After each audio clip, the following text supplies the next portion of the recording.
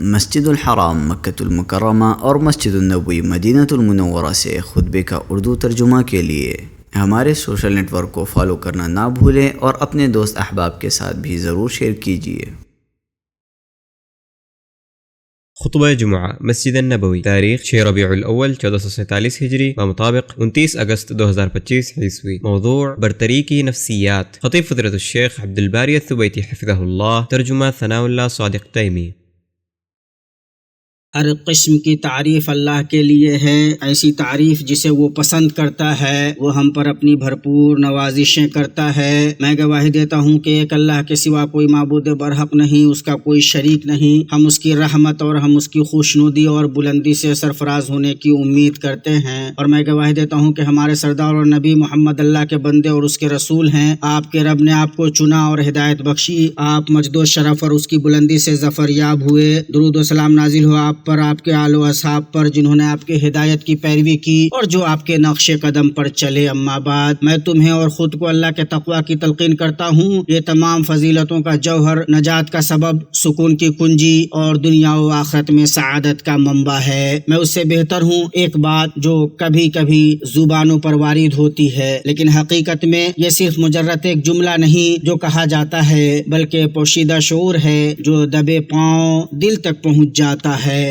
نفس کی گہرائیوں میں ٹھکانہ بنا لیتا ہے، یہاں تک کہ کہنے والے شخص کو پستی کے گھڑے میں دھکیل دیتا ہے۔ یہ ایسا جملہ ہے جو موازنے کے وہم سے پیدا ہوتا ہے، جب آدمی اپنے نفس کو برتری کے زیادہ لائق، مقام کا زیادہ مستحق اور بلندی کا زیادہ حقدار سمجھتا ہے، اس لیے کہ وہ یہ گمان کرتا ہے کہ اس کے پاس وہ صلاحیتیں اور لیاقتیں ہیں جو دوسروں کے پاس نہیں۔ پھر دوسروں کو جو روزی اور منصب میسر ہے اس کو حقیر سمجھتا ہے اور بآواز بلند یا اپنے دل میں کہتا ہے، میں اس سے زیادہ لائق ہوں، اس سے زیادہ جانکار ہوں، اس سے زیادہ ذہین ہوں، میں مقام کا زیادہ مستحق ہوں۔ اور یہ شعور اپنی حقیقت میں اللہ کے عدل پر مخفی اعتراض اور اس کی حکمت پر شک کرنا ہے۔ گویا کہ ایسا شعور رکھنے والا آدمی اللہ کی پناہ روزیوں، منصبوں اور مقام و وجاہت کی تقسیم کے سلسلے میں اللہ پر استدراک کرتا ہے۔ جو موازنے کے چکر میں پڑا وہ پوشیدہ کبر کے جال میں پھنسا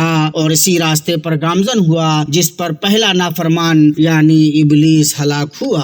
یہ بات زبان کی حدوں تک نہیں رکتی، بلکہ مختلف شکلوں میں انسان کی زندگی میں بار بار آتی ہے۔ کبھی کبھار صراحت کے ساتھ نہیں کہی جاتی، لیکن متکبرانہ نظر، تمسخر آمیز ہنسی، مغرورانہ لہجے سے سمجھی جاتی ہے، یا ایسی خاموشی سے جس سے حقارت ٹپک رہی ہو، یہاں تک کہ سرسری عبارت سے بھی جو اپنے اندر پوشیدہ حقارت چھپائے رکھتی ہے۔ ایسی بات مدیر اس وقت کہتا ہے جب وہ اپنے کارکنان کو حقیر سمجھتا ہے، مالدار کہتا ہے جب وہ فقیر کو کمتری کا احساس دلاتا ہے، اسے دیندار کہتا ہے جب وہ گناہگار کو حقیر جانتا ہے، اسے وہ شخص کہتا ہے جو اپنی عقل، نسب اور علم پر فخر کرتا ہے۔ بلکہ کبھی کبھی یہ بات دین کے نام پر کہی جاتی ہے جب آدمی یہ گمان کرتا ہے کہ حق اسی کے اندر محصور ہے اور اس کے سوا سب گمراہ ہیں۔ ہو سکتا ہے کہ بعض لوگ نصیحت، دعوت اور مناقشے کے پردے میں اسے چھپا لیں، لیکن در حقیقت وہ واضح کبر ہوتا ہے۔ جس نے یہ کہا اور وہ اپنے نفس کا تزکیہ کر رہا ہے اور یہ سمجھ رہا ہے کہ وہ لوگوں سے قدر و منزلت میں زیادہ بلند ہے، جبکہ اس کی بات دل کے کبر، حق کے چھپانے اور مخلوق کو حقیر جاننے سے جڑ جائے، ایسا آدمی ابلیس کی راہ پر چل رہا ہے، ہر چند کے اس کے الفاظ بدلے ہوئے ہوں اور شکلیں مختلف ہوں۔ کیسے کمزور مخلوق عظیم خالق پر اعتراض کر سکتی ہے؟ اللہ ہی تنہا پیدا کرنے والا، تقدیر بنانے والا، بلند کرنے والا، پست کرنے والا، عزت دینے والا اور ذلیل کرنے والا ہے، اور وہ جاننے والا ہے کہ اس کے بندوں کے لیے کیا درست ہے، اپنے فیصلے اور تقدیر میں حکیم ہے، اور اس کی حکمت اس سے بلند ہے کہ محدود عقلیں اس کا ادراک کر سکیں۔ اس کا فرمان ہے، کیا وہی نہ جانے جس نے پیدا کیا، پھر وہ باریک بین اور باخبر باخبر بھی ہے۔ اللہ نے تمہیں جس سے نوازا ہے وہ خیر ہے، گرچہ وہ تمہاری نگاہ میں کم نظر آئے، اور اس نے تمہیں جو چیز نہیں دی اس میں تمہارے لیے رحمت ہے، گرچہ تم اسے محرومی خیال کرو۔ تاخیر میں پردہ پوشی، نہ دینے میں مہربانی، اور کونے میں نجات ہو سکتی ہے۔ مومن کو رضامندی کا خوگر ہونا چاہیے، موازنے کا اسیر نہیں۔ غلطی یہ ہے کہ نعمت کو دوسروں کو حقیر جاننے کی سیڑھی یا مطلق تفوق کی ترازو سمجھ لیا جائے، اور بہت سے لوگ جن کے مقام کو تو نے حقیر جانا اللہ کے نزدیک کئی درجے میں تم سے بلند ہو سکتے ہیں۔ شریعت نے کبر سے منع کرنے پر اکتفا نہیں کیا، بلکہ یوسف علیہ السلام کی شکل میں ہمارے لیے بلند مثال رکھ دی۔ یوسف علیہ السلام علم، اخلاق اور مقام و مرتبہ والے تھے، اس کے باوجود جب عزیز مصر کے سامنے کھڑے ہوئے تو یہ نہیں کہا کہ میں فلاں سے افضل ہوں، نہ دوسرے کو گرا کر اپنی برتری کی کوشش کی۔ انہوں نے ذمہ داری پر اعتماد رکھنے والی زبان میں کہا، آپ مجھے ملک کے خزانوں پر مقرر کر دیجئے، میں حفاظت کرنے والا اور باخبر ہوں۔ یہ بات انہوں نے متواضع انسان کے اعتماد کے ساتھ کہی، متکبر انسان کے غرور کے ساتھ نہیں۔ یوسف علیہ السلام نے کسی کو چھوٹا نہیں بنایا کہ وہ بلند ہو، نہ انہوں نے اپنے نفس کو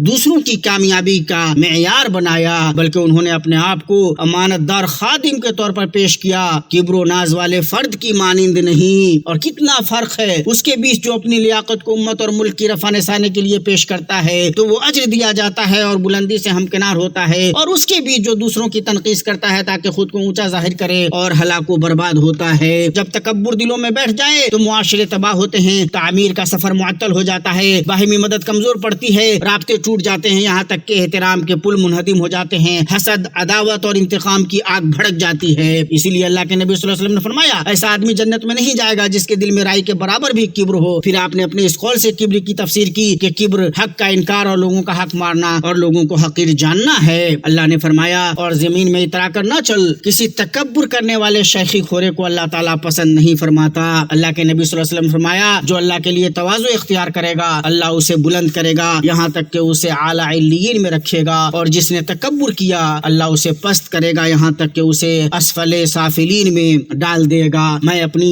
یہ بات کہتا ہوں اور میں اپنے لیے، آپ کے لیے اور بقیہ تمام مسلمانوں کے لیے ہر گناہ سے مغفرت طلب کرتا ہوں، آپ بھی اس سے مغفرت طلب کریں، یقیناً وہ بڑا بخشنے والا، بڑا مہربان ہے۔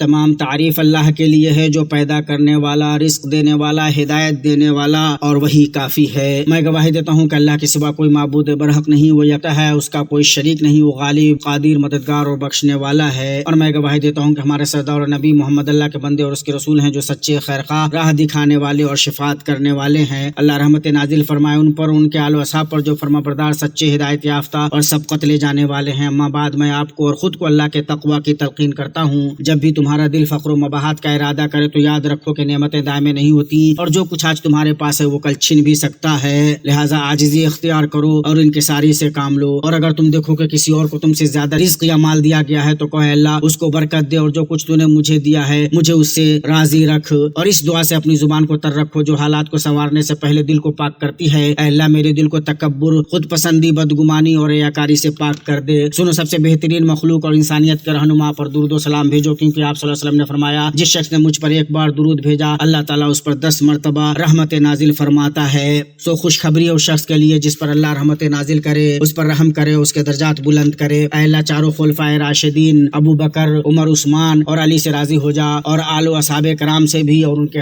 ساتھ ہم سے بھی راضی ہو جا اپنے عفو و کرم اور احسان کے ساتھ۔ اے سب سے زیادہ رحم کرنے والے، اے اللہ ہم تجھ سے جلد اور دیر سے آنے والی معلوم اور نامعلوم تمام بھلائی کا سوال کرتے ہیں، ہم تیری پناہ چاہتے ہیں جلد اور دیر سے آنے والی معلوم اور نامعلوم تمام برائی سے۔ اے اللہ ہم تجھ سے خیر کے آغاز، اختتام، ابتدا، انتہا، ظاہر اور باطن کا سوال کرتے ہیں، اور ہم تجھ سے جنت کے اعلیٰ درجات مانگتے ہیں۔ اے اللہ ہمارے دین کو درست کر دے جو ہمارے ہر کام کے تحفظ کا ذریعہ ہے، اور ہماری دنیا کو درست کر دے جس میں ہماری گزر بسر ہے، اور ہماری آخرت کو درست کر دے جس کی طرف ہمیں لوٹ کر جانا ہے، اور ہماری زندگی کو ہمارے لیے ہر بلائی میں اضافے کا سبب بنا، اور موت کو ہمارے لیے ہر شر سے راحت کا ذریعہ بنا۔ اے اللہ، اے کمزوروں پر رحم کرنے والے، اے مظلوموں کی مدد کرنے والے، اے دعا کو فوری قبول کرنے والے، اے وسیع رحمت والے، فلسطین میں ہمارے بھائیوں کا ناصر و حامی اور سہارا و مددگار بن جا۔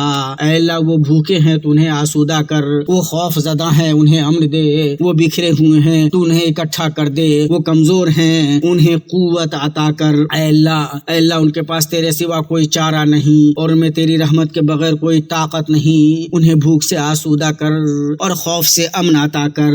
اے اللہ ان کے شکستہ کو جوڑ دے، ان کے فوت شدگان پر رحم فرما، ان کے بیماروں کو شفا دے، ان کے غائب کو واپس لے آ، انہیں عافیت و سکینت کا لباس پہنا اور ان کے ساتھ نرمی کر۔ اے سب سے زیادہ رحم کرنے والے، اے اللہ ان پر ظلم کرنے والوں، ان کے بچوں کو قتل کرنے والوں اور ان پر زندگی کے راستے بند کرنے والوں کو پکڑ لے، ان کی گرفت کر۔